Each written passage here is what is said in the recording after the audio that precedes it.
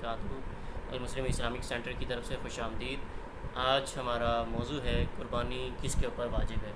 اللہ تعالیٰ نے قربانی ہر مسلمان کے اوپر واجب قرار نہیں دی، بلکہ اس کے لیے کچھ کنڈیشنز رکھی ہیں۔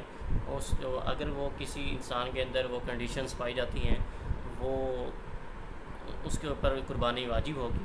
اگر وہ کنڈیشنز کسی انسان کے اندر نہیں پائی جاتی، کوئی ایک بھی نہیں پائی جاتی، تو اس کے اوپر قربانی واجب نہیں ہے۔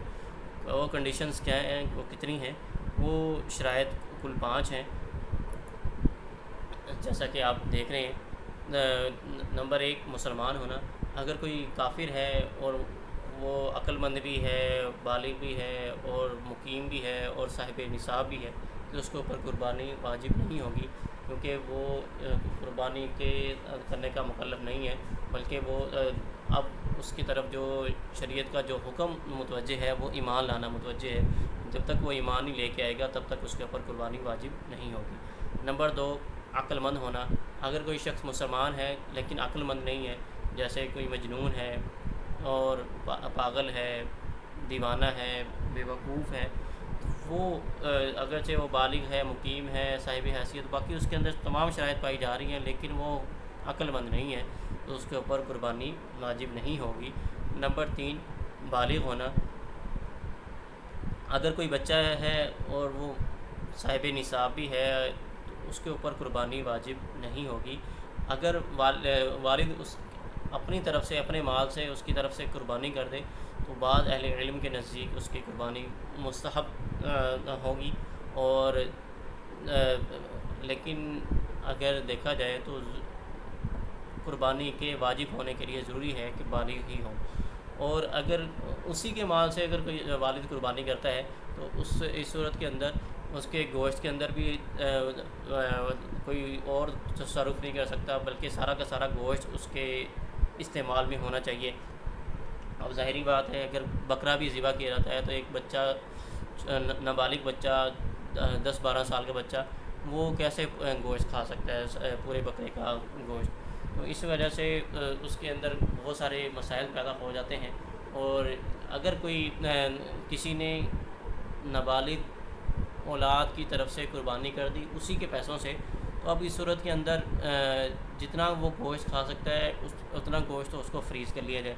باقی جو گوشت ہے اس کو ایسی چیزوں کے عوض فروخت کیا جا سکتا ہے کہ جو چیزیں بچے کے استعمال میں لائی جا سکتی ہیں، جیسے کہ اس کے کپڑوں کے عوض فروخت کیا جا سکتا ہے کہ وہ گوشت فروخت کر کے اس کے کپڑے لائے جائیں اور اس کو پہنا دیے جائیں، اور یہاں اس کے لیے جوتے لا دیے جائیں، یا اس کے لیے بکس آ سکتی ہیں۔ اب یہ ہے کہ پیسوں کے بدلے اس کو فروخت نہیں کیا جا سکتا، کیونکہ قربانی کا گوشت ہے، قربانی کے گوشت کو فروخت کرنا ایسے جائز نہیں ہے۔ نمبر 4 مقیم ہونا۔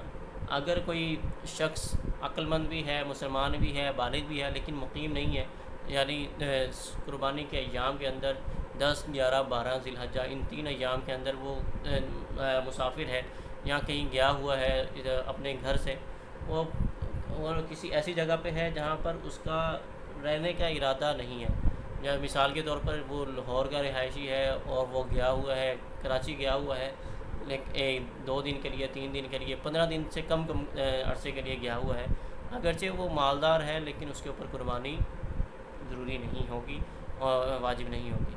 نمبر 5 صاحب حیثیت ہونا، مالدار ہونا۔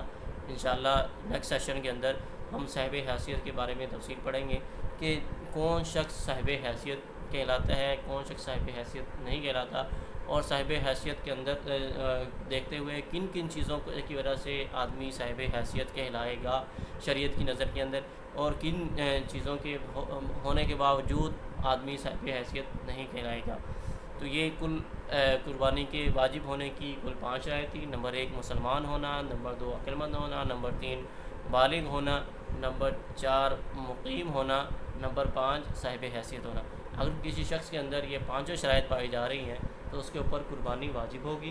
اگر کسی کے اندر یہ 5 شرائط نہیں پائی جا رہی تو اس کے اوپر قربانی واجب نہیں ہوگی۔ پھر سامعین، یہ بہت ہی اہم معلومات ہیں، ان چیزوں کو ہمیں یاد کرنا چاہیے، تو انشاءاللہ ہمارے کام آئیں گی۔